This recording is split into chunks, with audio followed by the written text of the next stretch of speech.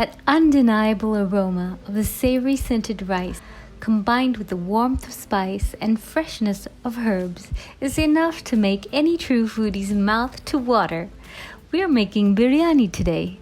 Did you know that there are over a dozen forms of authentic biryani across India? One of the oldest being the Lucknowi biryani, originated during the Mughal era, also known as the Awadhi dum biryani or the pakka biryani. The rice and meat in this version are generally partially cooked separately, then layered and cooked in the dum cooked method. Let's take a look at how to make this delicious biryani. To begin with, we're going to take 1 tablespoon of saffron and mix this with 3 tablespoons of hot milk. We want to set this aside to infuse to get a nice concentrated saffron milk.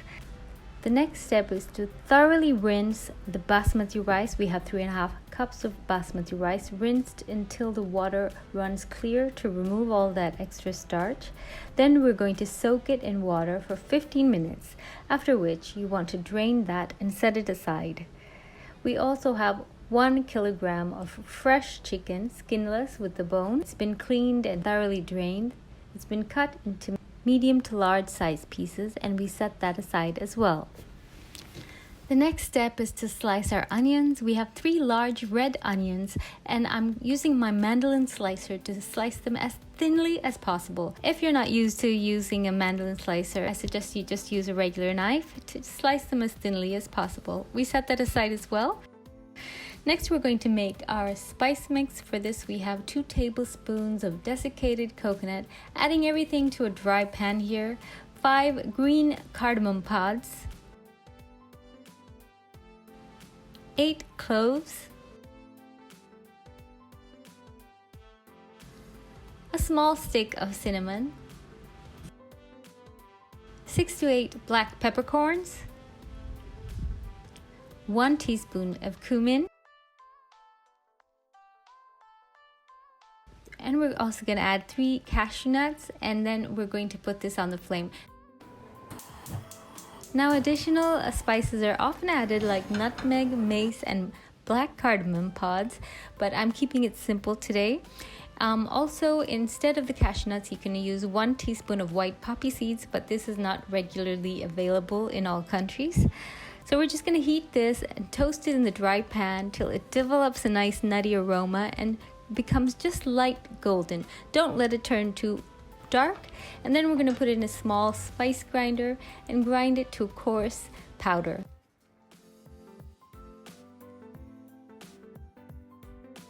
Like this. We can set that aside as well.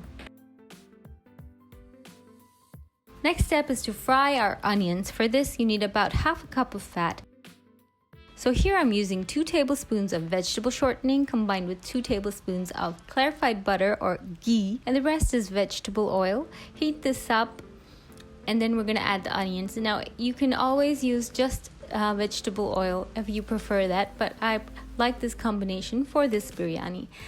Fry the onions with constant stirring till they become nice and golden. Once they're golden, keep an eye on it. Don't step away because they can burn, and if you burn your onions, don't use them. You have to start over.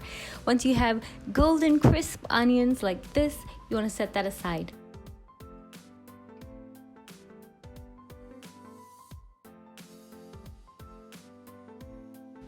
To the same oil, we're going to add a tablespoon of ginger garlic paste. That's equal amounts of fresh ginger and garlic ground to a paste without adding water. We're just going to saute that till it's nice and aromatic and the raw smell of the ginger and garlic is gone. To this, we can add our prepared spice powder. Next, we're going to add 3 teaspoons of KASHMIRI red chili powder for that vibrant color, and a 1/4 teaspoon of turmeric powder. To this, we're also going to add 2 to 3 bay leaves. Stir this briefly till the spices are nice and aromatic again. You don't want to burn the spices, so you can lower the flame if you need to. At this point, I'm going to add salt, about 1 teaspoon of salt, enough for the chicken. And we're also going to add 1/2 cup of water. This prevents the spices from burning and ruining the taste, and it also helps to cook the spices further. Just bring this up to a simmer again, and we're going to simmer this until the oil separates and it is visible on the top.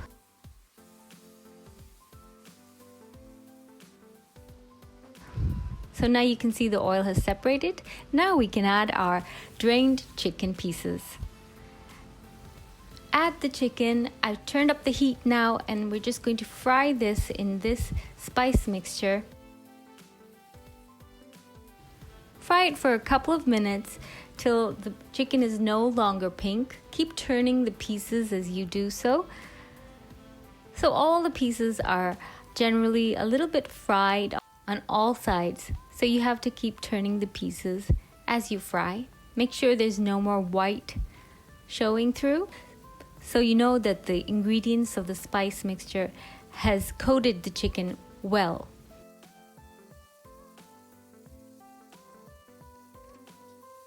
So I fried this chicken about 3 minutes, and now we're going to add 4 tablespoons of nicely whipped thick yogurt.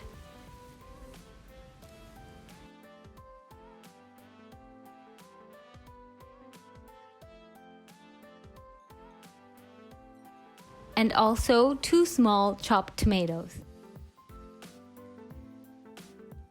Stir this briskly on a higher heat so that the yogurt doesn't curdle. Once well incorporated, we can add half a cup of the fried onion. Reserve the rest for the final garnish. Along with the fried onion, we're going to add 2 tablespoons of thick coconut cream. Give this a stir once more till well incorporated.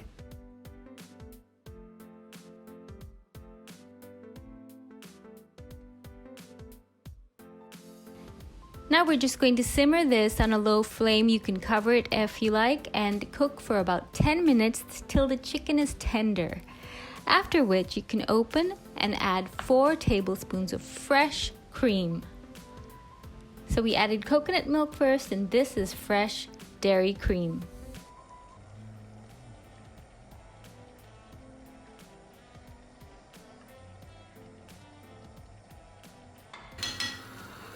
I also added half a cup of fresh coriander. If you have fresh mint leaves, you can also add a 1/4 cup of fresh mint leaves.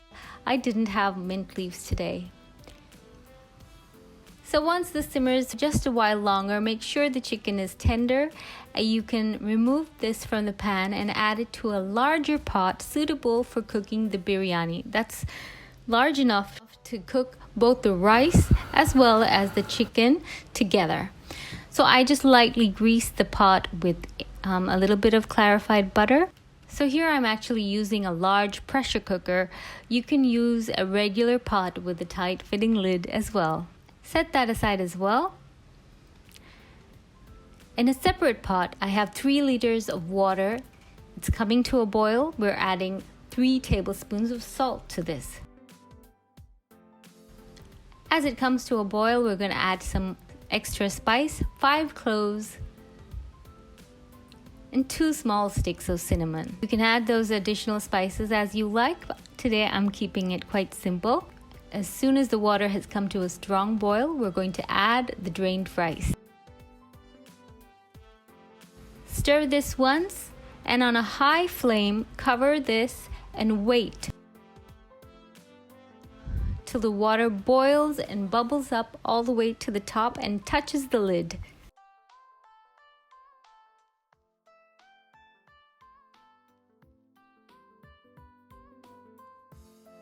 As soon as this water touches the lid, you want to remove the lid and lower the heat. Simmer this for 5 minutes exactly. You can use a timer because you don't want to overcook your rice. I have my colander ready to drain the rice very quickly after 5 minutes. Exactly after 5 minutes, we can check on a single grain of rice. By pressing it, it should break easily into 3 pieces. That's how you know it's done. Quickly drain this rice from the pot. And this is our 3/4 cooked basmati rice for the biryani.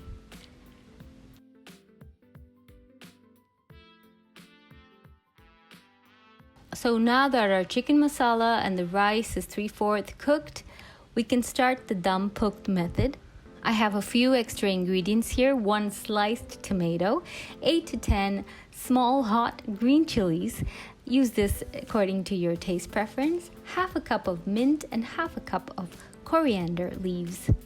So these ingredients are going to go on top of the chicken masala layer. I'm just going to move the chicken pieces into the center so they're not touching the sides of the pot. And then I'm going to layer the tomatoes, the green chilies, the chopped coriander and mint. I didn't have mint today, it's only coriander. And then we're not going to stir. Don't stir this layer. Just add the drained rice over the top and spread it evenly. So once you've spread the rice, we're going to add the saffron milk now. You can see it's developed nice color by now. Pour it over the top of the rice layer, along with 2 teaspoons of freshly squeezed lime or lemon juice. Now we're going to close our pot. Now since I'm using my large pressure cooker here, I'm just going to close the pressure cooker, applying the pressure regulator, and then we're going to cook it on a very low flame for 10 minutes. That's one way of doing the dum cooked method, or you can do it the traditional way in a regular pot by sealing the lid with some prepared dough. It's just plain flour mixed with water to make a dough. And we make a rope out of the dough and put it all around the lid and then press it on to the biryani pot. This is a biryani that I made a few days ago. And press the lid tightly. And then you want to place it on indirect heat. So use an old pan, and once the pan is really nice and hot, place the pot on top and cook it again on low for 10 minutes. Whichever method you used after cooking, you want to turn off the heat and just leave the pot closed for about 20 minutes for that steam to develop and really get the aroma of the biryani sealed in there. Afterwards, you can open. So I'm just going to open my pressure cooker, make sure there's no pressure built up by releasing the weight gently, and then our biryani smells delicious. Give it a good stir from the bottom gently so you don't break up the chicken pieces. So these green chilies are excellent in this biryani. I love getting a bite of those chilies throughout the rice. It's so savory and so fragrant. A really delicious biryani, and not that difficult to prepare if you have prepared your ingredients ahead of time. I hope you try the recipe, and if you do, don't forget to hashtag me on social media.